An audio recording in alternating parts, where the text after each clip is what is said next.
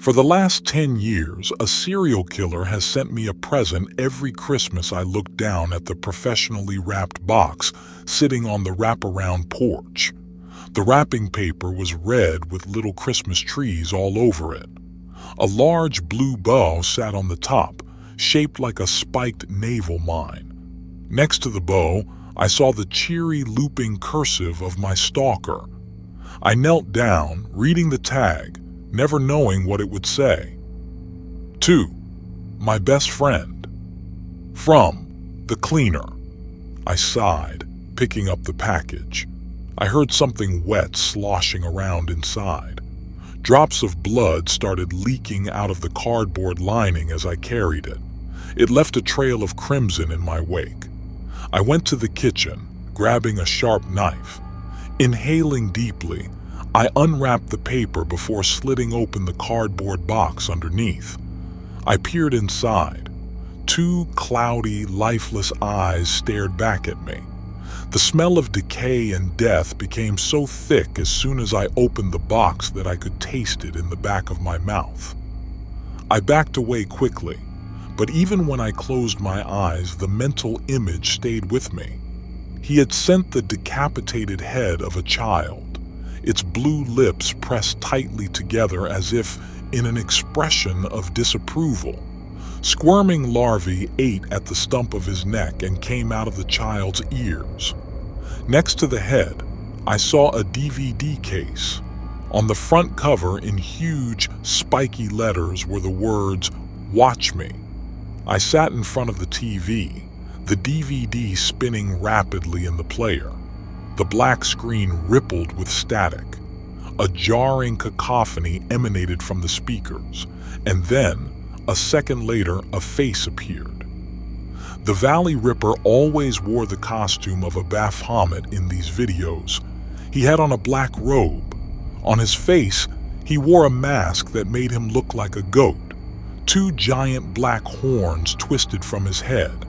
The eyes of the mask looked bleached white and dead. "I have sent you a present," he said, using a synthesizer to change his voice. It came through as deep and demonic. "Our game is not yet over. Do you know why I have chosen you?" "Because you're a fucking psycho," I whispered to myself. "Because you have potential. I saw it in you the first day we met. You are not like the others. Within you, you have the seeds of the Overmen. You have the seeds of greatness. For the last 10 years, I have tried to push you towards self-realization. You have the same power within you that I do. But I did not realize it on my own. My father took what was a formless lump of clay and molded it into a masterpiece. I see now that I will have to do the same with you." "Oh God," I moaned. "Oh shit." I felt nervous about the ominous promises he made on the video. Moreover, I mourned the loss of life. But most of all, I knew these deaths were all my fault. Because, in reality, I could have helped stop the Valley Ripper at any time, but I didn't. I reflected back on how I had gotten myself stuck in this quagmire. The first time I met the Valley Ripper, I had been roaring drunk. I drank constantly back then. Every night I would pass out. Undoubtedly, I was an alcoholic. I stopped drinking a few years ago, but not before that poison did inestimable damage to my life and liver. If it weren't for rehab and AA, I strongly believe I would be dead. I remember driving home from some concert. I can't even remember the band now. A friend from work had invited me, and I never missed an opportunity to drink socially. I never missed an opportunity to drink, period, now that I think about it. My friend Ellis pounded me on the shoulder as I downed my second shot of imported Russian vodka. "Puts hair on your chest," he yelled, trying to be heard over the jarring music. He started laughing, the bright multicolored lights flashing off his glasses. I motioned to his shot. "You next," I said. He took it down without expression. slamming the empty shot glass on the wooden counter. Ellis was a huge man, nearly 7 feet tall. He had a dark brown mustache. Matching wavy hair ran down over his forehead. Thick muscles covered his arms and legs. His skin looked as white and pale as powdered milk. The bartender brought out 2 Long Island iced teas. I started chugging the delicious, boozy concoction. I could feel total release just around the corner, an impending blackout. The music blared in our ears, the metal guitar solos blasting a rapid succession of chords. "I think I'm going to get headed out," I shouted loudly in Ellis's ear after I finished my drink. "If I stay here much longer, I'll be way too drunk to get home, and I have to work tomorrow." Ellis nodded, yawning. He got up and threw some money on the counter. I did the same. "All right, let's go," he said. "It's only a 10-minute drive anyway." Ellis lived close, only about a 3-minute walk from my house. As I walked outside, the cool air swept over my skin. I felt the sweat start to evaporate like light mist in a breeze. "So you watch the news lately?" Ellis asked conversationally.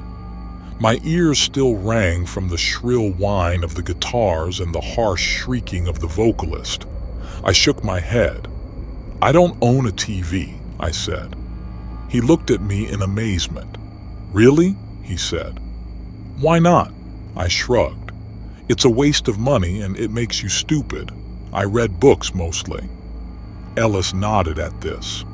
"So you didn't hear the latest news?" he asked in a hushed, secretive tone. Without waiting for an answer, he kept talking. "I guess there's a serial killer nearby." I rolled my eyes. "There's probably always a serial killer nearby," I said.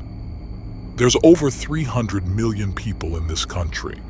What are the chances that there are no psychotic murderers in a 50-mile radius where hundreds of thousands of people live?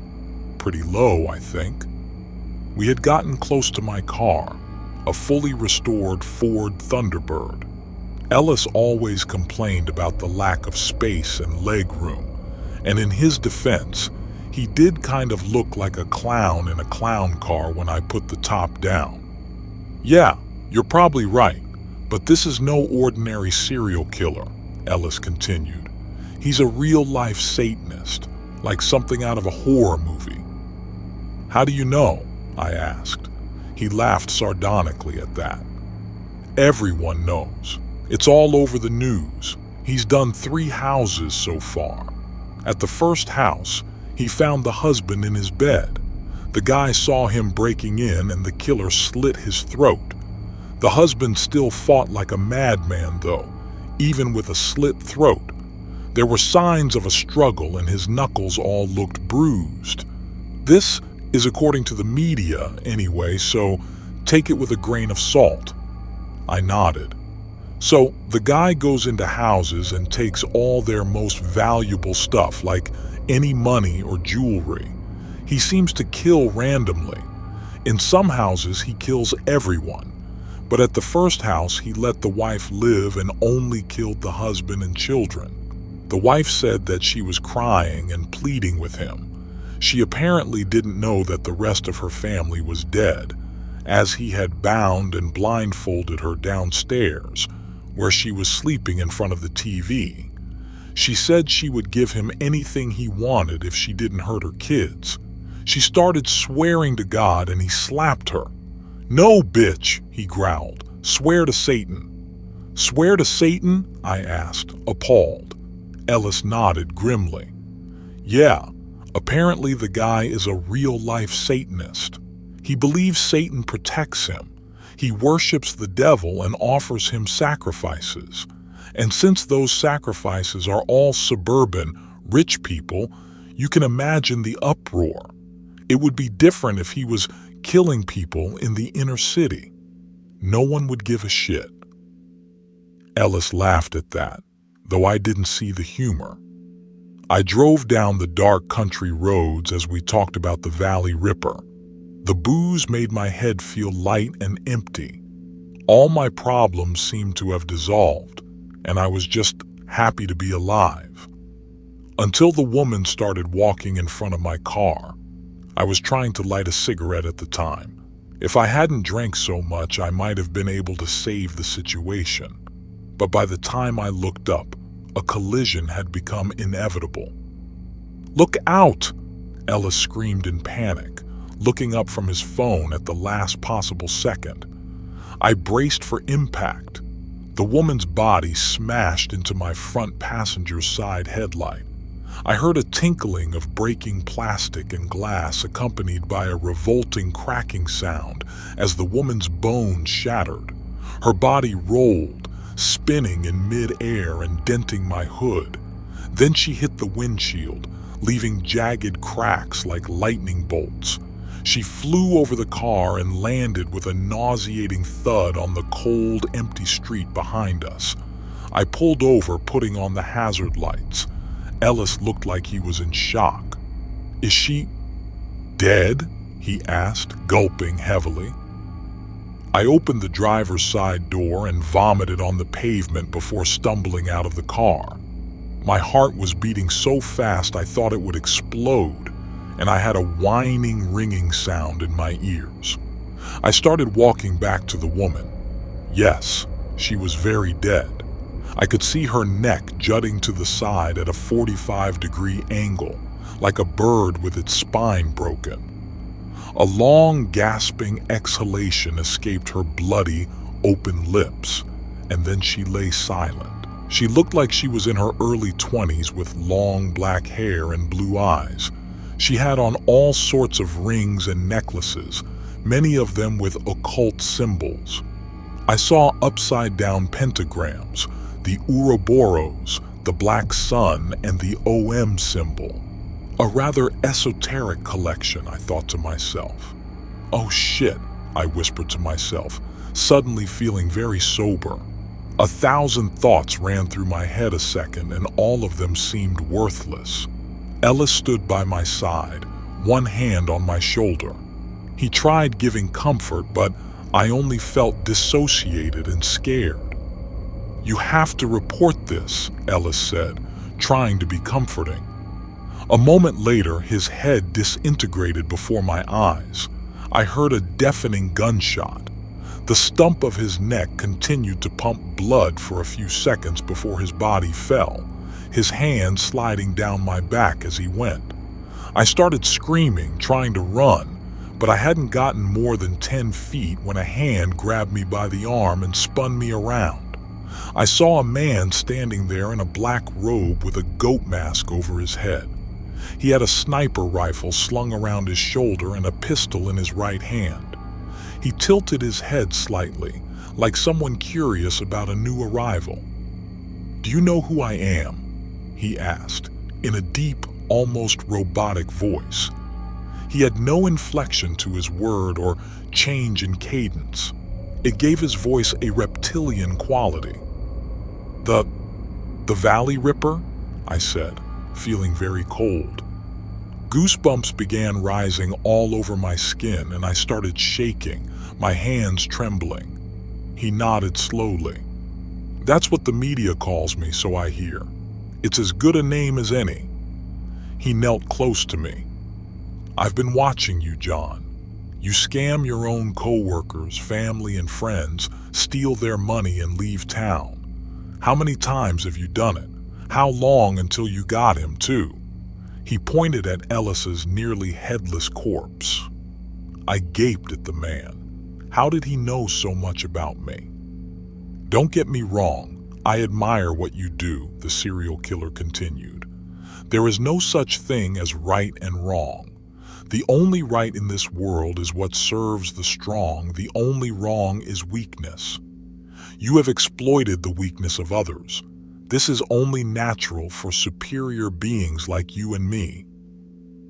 "I'm nothing like you," I said, spitting the words at him.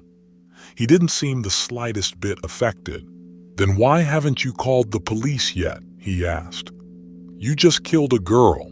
You're just going to let her rot here? Are you planning on driving away?" "No," I responded slowly. Actually, I didn't know what I had planned. A rising sense of panic and dread had nearly convinced me to just hop in my car and get far away from the accident. "Look, it's not entirely your fault," the man said, a note of glee in his voice. "I did happen to drug her and send her out into the road when you were near. I figured with the amount you drank, you would plow right into her, crack and smash and bang." He shrieked with laughter at the image. "And you did. Right on cue, brother. Right on cue." "I'm not sure what you want with me," I said, a flash of anger rising and dissipating within my chest in an instant. "I don't understand why you're doing any of this." "Because you have potential, and I want to talk to you and make a deal." He pointed at the two corpses on the road.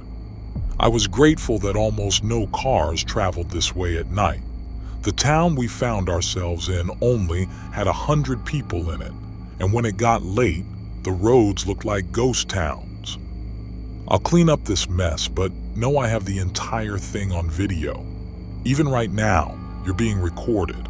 I recorded the accident from multiple angles. You and your license plate are visible in every single one." I gawked at the man. This entire encounter seemed impossible. "What I want from you, in exchange for my silence and help, is simply this. I want someone who can look at my work and appreciate it for what it is. Every Christmas, I will send you a present and a videotape. I want you to open the present and watch the tape. If you don't, I'll know, and I'll send a copy of this little incident here to the police." Okay, I said, backing away.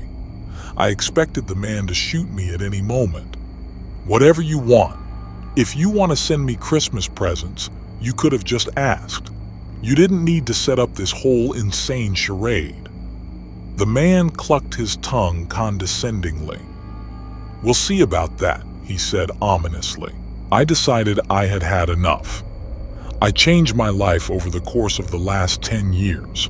I no longer went around doing Ponzi schemes and stealing people's life savings.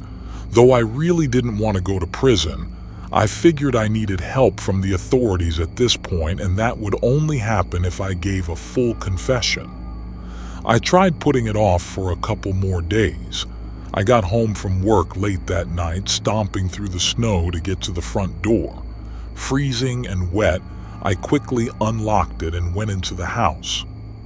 The light from the living room streamed into the kitchen. Odd, I thought. I never left the lights on. I went into the living room, seeing the black-robed man standing there. In front of him, I saw a middle-aged man strapped to a fold-out table, gagged and chained. His eyes rolled wildly, looking from me to the ominous killer who stood before us like the angel of death. "You have become weak," the killer said, a note of disappointment in his voice. "I thought you were different from the others. It seems to me that you have swallowed their poisoned morality and become a sheep. And the only thing sheep are good for, my friend, is slaughtering." He pointed to the bound man on the table. "I want you to kill him. I want you to prove your worth to myself and Lucifer. Give thanks to Satan and cut his throat." "No," I screamed. "I'm done with this game." The killer shook his head slowly. "Are you sure?" he asked. I nodded, suddenly feeling very afraid. I began to take a step back, intending to turn around and run. The killer pointed a gun at me and fired. It made a soft popping sound. I looked down to see a dart in my chest. "Don't worry," he said, a note of mirth in his voice. "It's just a tranquilizer gun. I'm sorry that we have to do this the hard way." He took the sharp knife from the table next to the man, raising it high and plunging it into the victim's throat. The man's eyes widened. A bubbling, gurgling sound started as he choked on his own fluids. The world began to spin and go black. I remember falling on the kitchen floor, trying to crawl away, and then nothing.